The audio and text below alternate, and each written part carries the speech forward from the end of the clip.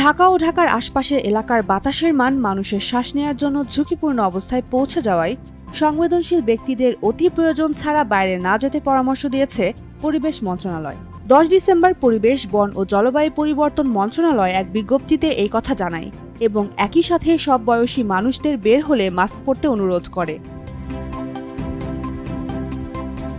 বিজ্ঞপ্তিতে বায়ু দূষণ নিয়ন্ত্রণে সবাইকে নিজ নিজ অবস্থান থেকে ভূমিকা রাখার অনুরোধ করা হয়েছে।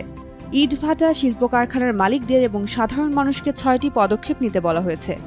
পদক্ষেপগুলো হচ্ছে: কঠিন বর্জ্য পোড়ানো বন্ধ রাখা, নির্মাণ স্থলে ছাউনি ও বেষ্টনী স্থাপন করা, নির্মাণ সামগ্রী ঢেকে রাখা, নির্মাণ সামগ্রী পরিবহনের সময় ট্রাক বা লরি ঢেকে নেয়া, নির্মাণ স্থলের আশপাশের দিকে অন্তত 2 বার পানি ছিটানো এবং পুরনো ও ধোঁয়া তৈরি করা যানবাহন রাস্তায় বের না করা।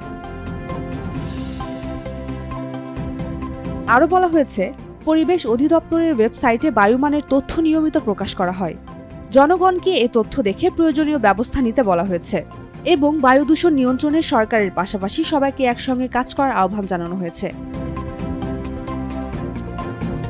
মূলত বাতাসের মান নির্ভর করে ভাসমান সূক্ষ্ম ধূলিকণার পরিমাণ এবং অতি সূক্ষ্ম ধূলিকণার পরিমাণের উপর, যা পরিমাপ করা হয় প্রতি ঘনমিটারে মাইক্রোগ্রাম এককে।